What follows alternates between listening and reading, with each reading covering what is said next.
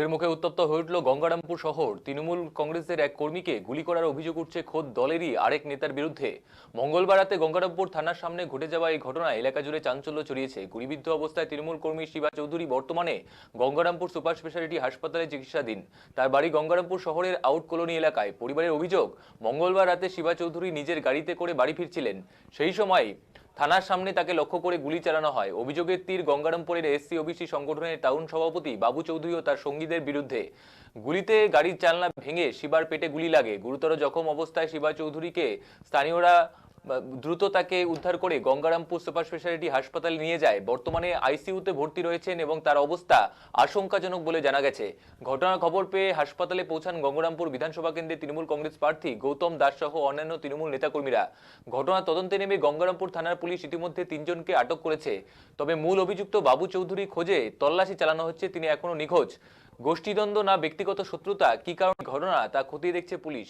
আহতের স্ত্রী মাম্পি চৌধুরী বলেন, রাতে বাড়ি থেকে বের হতেই তার স্বামী শিবা চৌধুরীকে লক্ষ্য করে টাউন এলাকায় বাবু চৌধুরী গুলি চালায়। আহত অবস্থায় তাকে গঙ্গারামপুর সুপার স্পেশালিটি হাসপাতালে নিয়ে যাওয়া হয়। সেখানে বর্তমানে শিবা চৌধুরী চিকিৎসাধীন রয়েছেন।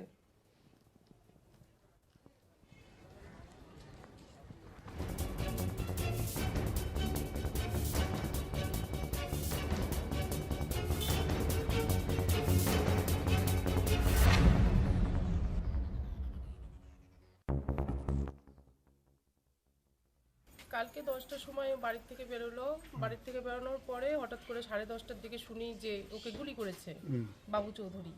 ওর মেয়ে নাকি বন্দুক নিয়ে এসে বাবু চৌধুরী হাতে দিয়েছে, দিয়ে সঙ্গে সঙ্গে গুলি করে তখন তো রক্তাক্ত অবস্থা। আমাদেরকে বাড়িতে ফোন করে আমার দেওর জানালো। আমার দেওরকেও 3টে গুলি চালিয়েছে, তারপরে গাড়িতেও গুলি চালিয়েছে। দিয়ে তো রক্তাক্ত অবস্থা, আমরা হাসপাতালে যে দেখি ওর কঠিন অবস্থা, তো ওকে এখন আইসিইউ রুমে ভর্তি নিয়েছে। কোনখানে গুলিটা কোথায় লেগেছিল? গুলিটা বুকে লেগেছে, এখানে পেটের সাইডে। হ্যাঁ। তো কটার সময় ঘটনা? এটা 11টার দিকে ঘটনা। মানে কি নিয়ে ঘটনাটা জানেন? না, কিছু জানি না। আপনার নাম কি? মাম্পি চৌধুরী। কি হয় আপনি? আমার হাজবেন্ড হয়। আহত তৃণমূল কর্মী ভাই বিপ্লব চৌধুরী বলেন, এদিন শিবা চৌধুরীকে লক্ষ্য করে বাবু চৌধুরী গুলি চালায়। বর্তমানে শিবা চৌধুরী চিকিৎসাধীন রয়েছে। দোষীর বিরুদ্ধে শাস্তির দাবি করেছেন তিনি।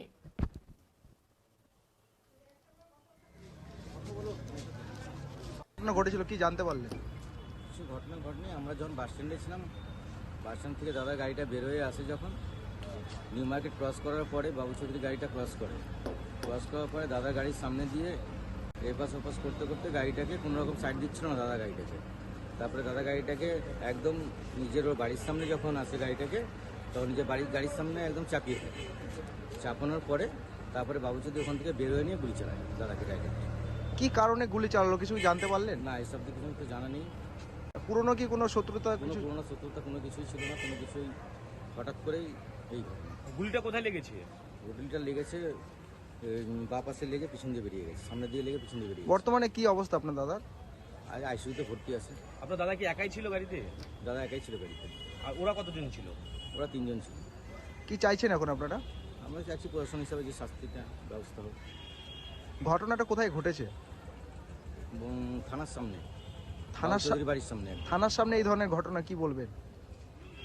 এটা প্রশাসনকে দেখতে হবে যে থানার সামনে এরকম ঘটনা ঘটছে কেন, এরকম কী করে হচ্ছে।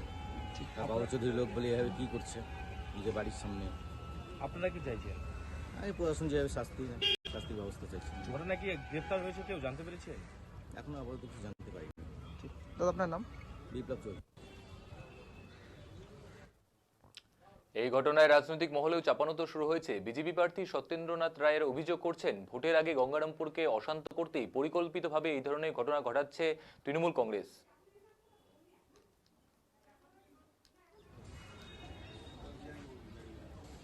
বাবু চৌধুরী নামে এক সমাজবিরোধী শিবা নামে আরেকজনকে গুলি করছে রাত্রেবেলা, এবং শিবা বর্তমানে গঙ্গারামপুর হাসপাতালে ভর্তি।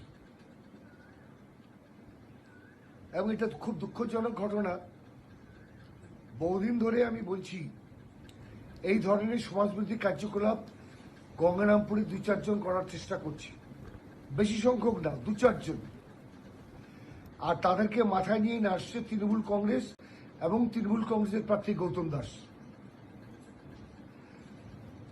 এবং এরা ভাবছে যে সমাজবিরোধী কার্যকলাপ করবে আর মানুষ ভীত সন্ত্রস্ত হয়ে যাবে আর আমার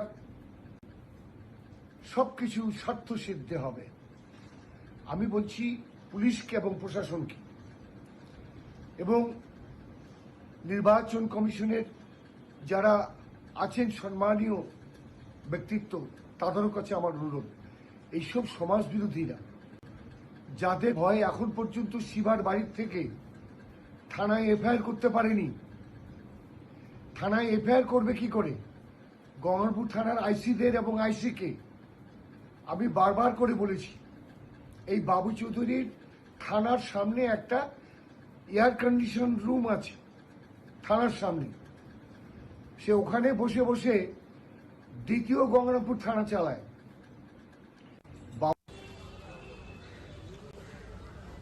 এ বিষয়ে গঙ্গারামপুরে তৃণমূল কংগ্রেস প্রার্থী গৌতম দাস বলেন, শিবা চৌধুরীকে বাবু চৌধুরী দুজনেই গঙ্গারামপুরের বাসিন্দা। পুলিশ আইনানুগ ব্যবস্থা নিবে, কোনো ধরনের জটিলতা দল বরদাস্ত করবে না এবং অন্যায়কে বরদাস্ত করবে না দল।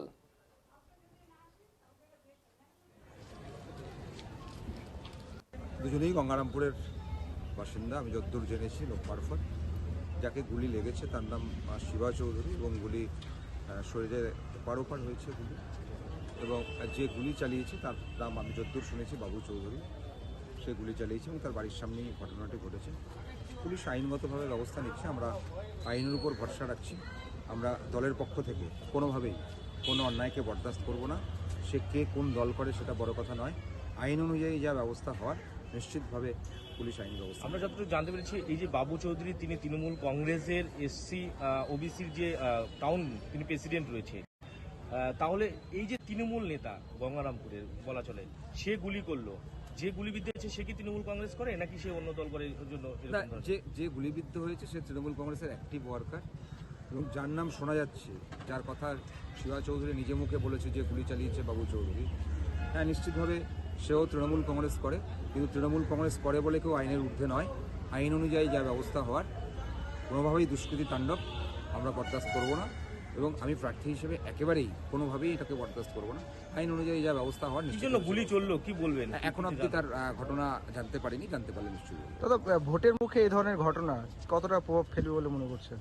দেখুন, নিশ্চিতভাবেই মানুষের মনে তো একটা প্রশ্নচিহ্ন দাঁড়ায়, কিন্তু এর জন্য দল কোনোভাবেই এই ধরনের ঘটনার পক্ষে নয়, দল কোনোভাবেই এই ধরনের ঘটনার পক্ষে থাকে না।